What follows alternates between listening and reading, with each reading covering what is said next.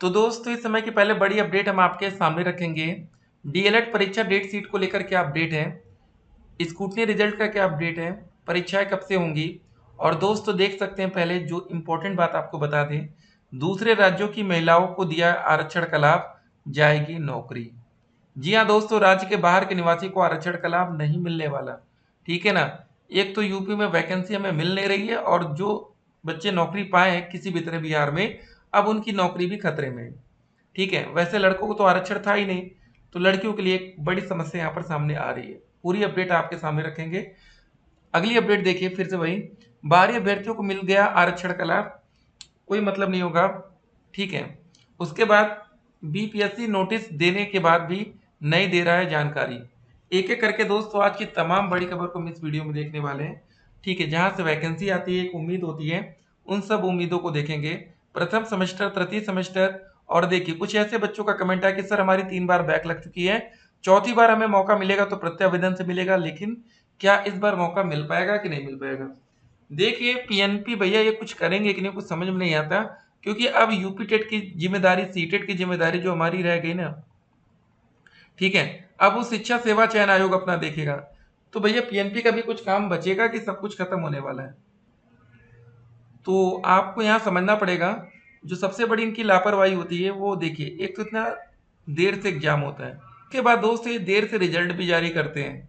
मतलब कहीं पर भी आपको तेजी यहाँ पर देखने को मिलती नहीं है। ठीक है ना। पहले आपको पता है कि अगर हमारा पेपर जुलाई में भी होता है, जरा समझ लीजिए, जिससे लास्ट ईयर हमारा पेपर 3 जुलाई से शुरू भी हो गया, तो आपको क्या लगता है 15 दिन में, 1 महीने में रिजल्ट आ जाएगा? ये तो आप जानते नहीं आएगा। स्कूटनी का फॉर्म भरे हुए कितने दिन बीत गया, अभी तक उसका रिजल्ट नहीं। कम से कम आपका स्कूटनी का रिजल्ट आ जाए तो बच्चों को ये तो पता चल जाएगा ना कि हम पास हुए कि फेल हुए, क्या हमें बैक पेपर की तैयारी करनी है कि नहीं। भले सेकंड और फोर्थ सेमेस्टर का स्कूटनी का रिजल्ट है, लेकिन आपको बता दें, कुछ ऐसे बच्चे होंगे सेकंड सेमेस्टर में जिनकी 3 विषय में बैक लग गई होगी। अगर वो एक भी विषय में क्लियर हो जाएंगे तो वो फोर्थ के लिए, ठीक है, मतलब थर्ड सेमेस्टर के लिए एलिजिबल हो जाएंगे। ठीक है ना। तो इसीलिए कहते हैं कि कुछ रिजल्ट भी समय से आना जरूरी होता है। तो एक एक करके आज के दोस्तों बड़ी खबर को हम देखेंगे, और वैकेंसी की क्या अपडेट रहेगी। इंपॉर्टेंट ये है कि आप लोग अभी डीएलएड कर रहे हैं, ठीक है, लेकिन जो आपका मेन टारगेट होता है वो होता है वैकेंसी। समय से वैकेंसी भी तो आनी चाहिए ना। वैकेंसी नहीं आएगी तो डीएलएड करके क्या फायदा आपको मिलेगा, कुछ नहीं होने वाला। एग्जाम फॉर्म कब से भरे जाएंगे? जी हाँ दोस्तों, ये भी एक इंपॉर्टेंट बात रहती है, एग्जामिनेशन फॉर्म को लेकर क्या अपडेट है। ठीक है, क्योंकि एग्जामिनेशन फॉर्म पेपर के मान के चलिए 7 से लेकर 10 दिन पहले भरे जाते हैं। ठीक है ना।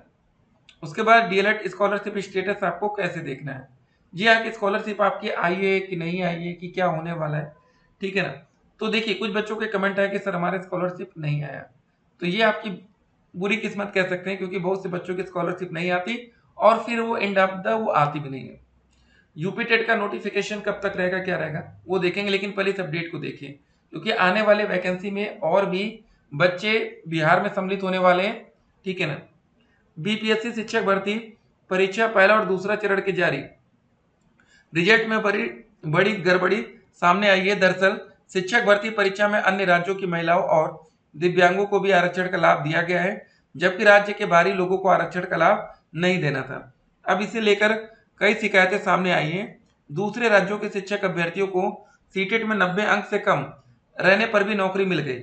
साथ ही दोस्तों दूसरे राज्यों के दिव्यांग अभ्यर्थियों को आरक्षण का लाभ मिल गया है।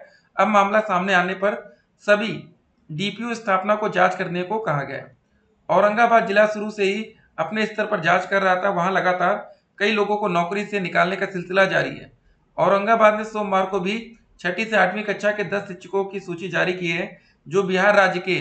इस संबंध में शिक्षा विभाग ने कहा कि, ठीक है ना, तो बड़ी बात है दोस्तों, ये बड़ा बुरा भी हो रहा है बच्चों के साथ। ठीक है ना। देखिए होता क्या है ना, बिहार में क्या था कि महिलाओं के लिए जो पासिंग मार्क रखी गई वो 50%।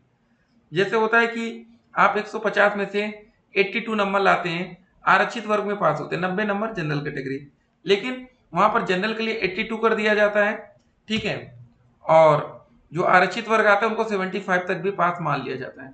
तो दोस्तों ये मामला फंस चुका है कि जो बच्चे यूपी के थे वो 82 पर भी बिहार में पास माने गए, जबकि यूपी के छात्रों को मिनिमम 90 नंबर चाहिए अदर स्टेट में पास होने के लिए। ठीक है, किसी भी बच्चों को अदर स्टेट में पास होने के लिए सीटेट में मिनिमम 90 नंबर चाहिए होता है, लेकिन वहाँ 82 पर भी पासिंग ले लिया गया, मतलब 89 तक भी अब उनको नौकरी भी मिल गई, लेकिन अब उनकी नौकरी खतरे में आ गई। तो ये तब दोस्तों होती बुरी किस्मत, नौकरी लगने के बाद भी आपकी नौकरी जा सकती है। तो कभी घमंड नहीं करना है नौकरी लगने के बाद या नौकरी लगने के पहले, ठीक है ना। किस्मत खराब होती है। शिक्षा मित्रों की नौकरी गई थी, आपको पता है 40,000 सैलरी से बेचारे सीधे 10,000 पर आज नौकरी कर रहे हैं। ठीक है, सरकार उनकी सैलरी भी नहीं बढ़वा रही है, और शिक्षा मित्र भी उतना ही काम करते हैं जितना एक बेसिक टीचर करते हैं। ऐसा मत सोचिएगा बेसिक डिपार्टमेंट के टीचर बहुत ज्यादा काम करते हैं, सेम काम है लगभग, थोड़ा बहुत मान लेते हैं ऊपर नीचे होगा, लेकिन सैलरी में डिफरेंस बहुत ज्यादा है। ये देखें, बीपीएससी शिक्षक बहाली टीआरई 3 के पेपर लीक मामले में ईओयू का विशेष जांच टीम को बीपीएससी बिहार लोक सेवा आयोग को कोई जानकारी मुहैया नहीं करा रहा है। जांच टीम की तरफ से अब तक 3 बार नोटिस जारी कर जानकारी मांगी गई, लेकिन एक बार भी बीपीएससी की तरफ से इससे संबंधित कोई जवाब नहीं दिया गया। जांच से जुड़ी किसी जानकारी को बीपीएससी साझा नहीं कर रही है। ईओयू सूत्रों से मिली जानकारी के मुताबिक सीआरपीसी की धारा 91 के तहत 3 नोटिस भेजी गई थी, बावजूद इसके किसी भी तरह की प्रक्रिया नहीं आई। अब कोर्ट के माध्यम से बीपीएससी के खिलाफ सर्च वारंट लेकर कार्यालय को सर्च किया जा सकता है। तो देख सकते हैं ये एक इंपॉर्टेंट अपडेट रहने वाली है। तो यहां पर देखिए जांच में कई अहम खुलासे हो सकते हैं। और यहां एक और बात देखिए, अध्यक्ष जी क्या कह रहे हैं, इस मामले से में मतलब अधिक जानकारी नहीं है। इस तरह का कोई पत्राचार हुआ होगा तो वह सचिव स्तर पर ही हुआ होगा।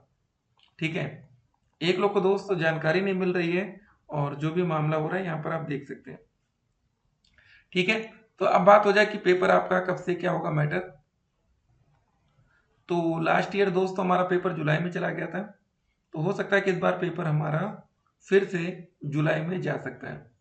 ठीक है, क्योंकि आज की तारीख देखते हैं जरा हम लोग 22 मई, अगर पेपर हमारा जून के फर्स्ट वीक में होना होता, ठीक है ना, तो अब तक एग्जामिनेशन फॉर्म की डेट आ जाती। सेकेंड वीक में होना होता है तो भी दोस्तों लगभग लगभग अब कुछ अपडेट आने वाली होती कि पेपर की तैयारी शुरू कर दी जाए, क्योंकि पूरा मतलब एक सेंटर लिस्ट तैयार होती है ना, ऐसे फॉर्म नहीं होता है। ठीक है, जो बच्चे डीएलएड 2023 बैच के हैं, फर्स्ट टाइम पेपर देने जा रहे हैं, तो उनके लिए एक अच्छी बात है कि लगभग लगभग जिस भी जिले में डायट कॉलेज होगा वहां तो आपको सेंटर मिलना ही मिलना है। ठीक है ना, नहीं तो कभी कभी क्या होता है बच्चों की संख्या कम होती है तो मंडल स्तर पर पेपर होता है। तो यहाँ पर उन बच्चों के लिए भी खुशखबरी है जिनकी बैक फर्स्ट या थर्ड सेमेस्टर में बैक होगी, उनको भी हर एक जिले में मतलब पेपर देने का एक विकल्प मिल जाएगा, तो उसकी भी आपको दिक्कत नहीं होने वाली। नहीं तो कभी कभी दिक्कत क्या होती है कि हर एक जिले में पेपर होता नहीं है, फिर आप लोग परेशान होते हैं। तो परीक्षाएं कब से होंगी शुरू, तो जिस हिसाब से दोस्तों तैयारी नजर आ रही है, अब हम लोग जुलाई के लिए प्रिपेयर होंगे। ठीक है, जून में पेपर होना होगा तो उसकी अपडेट हम आप तक पहुंचाते रहेंगे। फिलहाल धीरे धीरे डिले होता जा रहा है। और एक बात और, 7 जुलाई को दोस्तों हमारा सीटेट का भी एग्जाम है, एक और मामला फंसेगा। ठीक है ना, तो जुलाई के फर्स्ट वीक में पेपर कराने का मतलब है कि सीटेट एग्जाम में दिक्कत आ जाएगी। तो पेपर की तैयारी कैसे करना है, टाइम कम है तो अब आप लोग सीरीज का सहारा ले सकते हैं, एक बहुत बेहतर विकल्प होगा आपका।